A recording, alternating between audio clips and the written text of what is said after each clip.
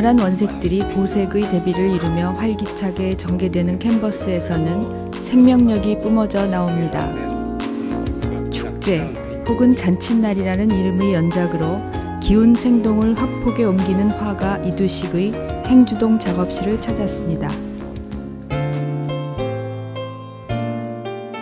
이두식의 작품은 한눈에 알아볼 수 있을 정도로 강한 개성을 지니고 있습니다.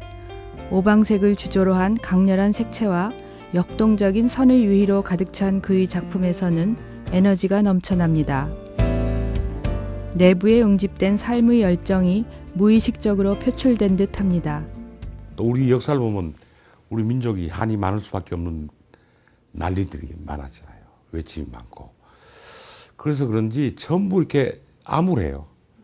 난 거기에 조금 반발해서 어떤 인간의 밝은 면, 사계절 중에서도 겨울을 그린 사람이 있으면 봄을 그린 사람도 있고 여름을 그리는 사람도 있다시피 난 좀 밝고 좀 이렇게 즐겁고 뭐 이런 걸 좀 그리고 싶었어요.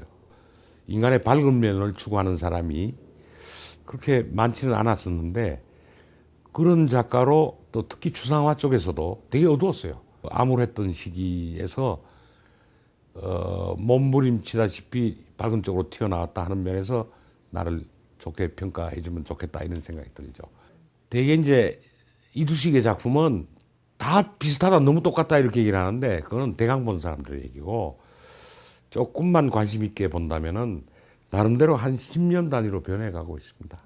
처음에 내가 페스티벌이라는 타이틀로 작품을 할 때도 그 당시로서는 굉장히 화려하게 느꼈을 거예요. 감상자들이. 근데 지금 내가 그 작품을 보면 그래도 암울한 걸 벗지는 못했어요.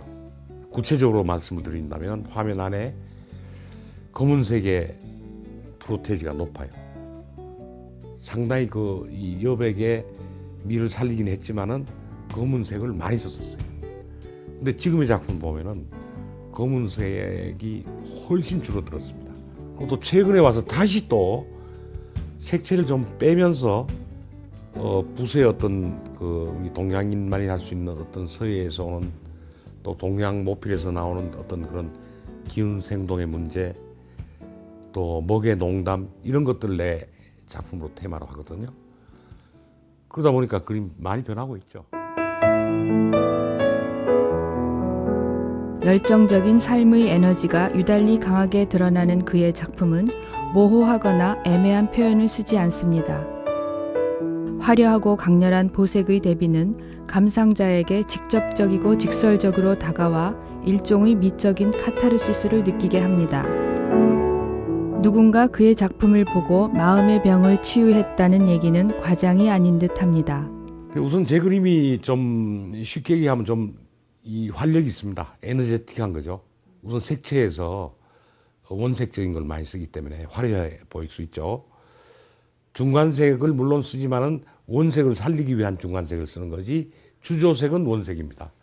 그 붓에 아주 활력 있는 그 기운 생동, 뭐 스피디한 선을 쓴다거나 서양 회화에서는 그런 게 없죠. 그다음에 적당한 여백 이런 것들이 사람을 활기 있게 만드는 시각적으로 또 심리적으로도 그렇게 즐거워지는 뭐 그런 효과가 있지 않나 이렇게 생각합니다. 1988년경부터 그리기 시작한 페스티벌 시리즈로 그는 국내외에서 자타가 공인하는 인기 작가로 자리 잡았습니다. 한국적인 아름다움의 본질이 무엇인지 깨닫게 하는 그의 작품은 화려함을 좋아하는 중국인들에게 특히 인기가 있다고 합니다. 추상 표현주의라고 할 수 있는 그의 그림은 빠르고 경쾌하게 선과 면을 구사하고 있지만 자세히 보면 드로잉적인 요소가 담겨 있습니다. 이두식의 회화에서 드로잉은 매우 중요한 부분을 차지합니다. 운동선수들이 기본 체력 관리하는 그 운동을 하지 않습니까? 기본 체력을 위해서. 마치 화가들한테는 혹은 조각가도 마찬가지고 모든 미술인들한테는 그런 드로잉이 꼭 필요하다고 생각합니다. 지금 미디어가 너무 발달을 해가지고 전부 그 미디어로 컴퓨터 그래픽으로 다 할 수 있거든요. 그러나 그 인간이 하는 드로잉은 꼭 필수적이라고 생각합니다. 사람의 기초 체력, 건강과 마찬가지. 그래서 저는 늘 하고 있고 또 앞으로도 계속 할 겁니다. 그러다 보면 어떤 그런 테크닉적인 면도 중요하지만은 또 자기의 생각을, 자기의 이미지, 어떤 테마 이런 것들을 바로 옮길 수 있는 그 손의 기술이라고 볼 수도 있고. 이두식은 1947년 경북 영주의 부석사 근처에서 태어났습니다. 일본에 유학해 사진을 전공한 부친의 적극적인 지원으로 서울예고에 진학합니다. 누가 봐도 성공한 작가임에 틀림없지만 먹고 살기 위해 상업화를 그려야 했던 어려운 시기도 있었다고 합니다. 우선 당장 어려움이 닥쳤는데 그럴 때 생활을 하는데 돈이 필요하니까 그걸 해결하는 방법으로 내가 할 수 있는 거는 뭐 그림 그리는 방법밖에 없는데 그림 그리는 사람이 할 수 있는 돈 버는 방법은 그 당시로는 수출화밖에 없겠더라고요. 내가 무슨 명성이 있는 것도 아니고 뭐 이름 있는 화가로서 뭐 작품이 팔리는 것도 아니고 그래서 그런 일을 한 7년 했습니다. 예. 그러면서 집에 와서 내가 지금 기특하게 나를 생각하는 기억은 그러면서도 집에 와서 짬짬이 제 작품은 계속했습니다. 그래서 내가 드로잉에 더 집착했을 것 같아요. 물감 없이 드로잉만 가지고도 작품이 될 수 있는가 하고 시도한 게 1980년대 거의 90년대까지 제 작품을 보면은 저 수채화 물감으로 살짝 바르고 담채화로 연필로 그림 작품을 한 10년 이상 했습니다. 그는 화가와 대학 교수로서뿐 아니라 미술협회 이사장, 부산 비엔날레 조직위원장 등 다양한 사회활동을 하고 있습니다. 그러면서도 지치는 기색 없이 누구 못지않게 열심히 작업을 합니다. 그가 그린 작품은 지금까지 4,500여 점이 넘었고 70여 회의 개인전도 가졌습니다.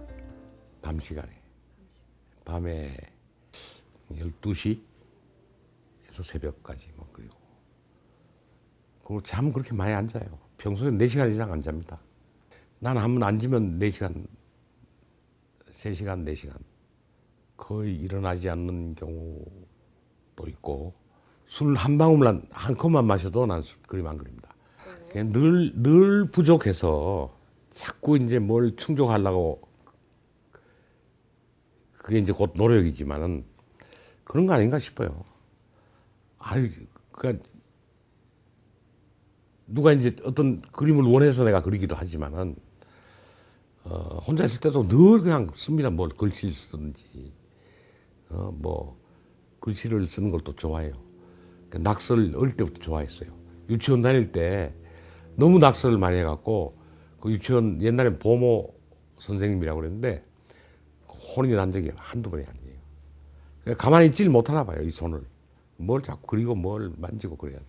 그게 뭐 우리나라에 태어난 이두식이 만점 그리면 남발한 그림이 되고 피카소가 2만 점 만든 거는 대가가 되고 그 좀 우스운 얘기 아닙니까? 작품성이 다작한다고 작품성이 나빠진다는 거는 그만큼 확률이 많아지겠죠. 나쁜 작품이 소위 졸작이 나올 가능성도 많겠지만 그게 뭐 무서워서 작품을 많이 할 수 있는 사람이 신중하게만 해서 작품 수가 적은 것보다는 나는 많이 해서 자기 생활의 일부로 그냥 딱 우리가 밥 먹듯이 걸어 다니듯이 숨 쉬듯이 그 작품 속에 살다가 가는 것도 작가로서 좋은 거 아닙니까? 평가는 나중 사람들한테 맡기고 저는 그런 생각으로 앞으로도 그렇게 할 겁니다. 30여 년간 대학 교수로 근무한 그는 내년이면 정년을 맞습니다. 반성할 것도 많고 과연 내가 교육자로서 얼만큼 좋은 작가를 길러냈느냐 하는 그런 좀 큰 덩어리를 생각해 보면은 부족한 게 많았던 것 같고 또 보람되는 일도 일부는 있고 뭐 그렇습니다. 그럼 이제 떠날 때가 됐다고 난 생각을 해요. 또 다른 후배들이 또 교수들이 또 지도를 또 해야죠. 4월 18일부터 예술의 전당 1층 정관에서 합니다. 회고전이란 말은 아직 붙이기 싫고 회고전이 아니고 그냥 큰 전시회 하는 거예요. 아무래도 학교를 그만두게 되면은 조금 좀 자유로워지니까 그 시간을 활용을 많이 해야 되는데 그래서 여행도 해야 되겠고 내 작품을 위한 여행일 수도 있고 좀 쉬기도 해야 되겠고 바쁠 것 같아요. 정해내도. 그는 서울예고 시절 만난 동갑내기 부인을 10년 전 잃었습니다.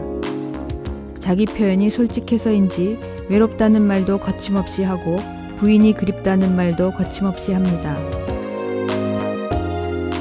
외로움을 느낄 틈을 주지 않으려는 듯 시간을 쪼개가며 열정적으로 살아가는 그는 오늘 밤에도 환하게 조명등을 켜고 캔버스 앞에 앉아 있을 것입니다.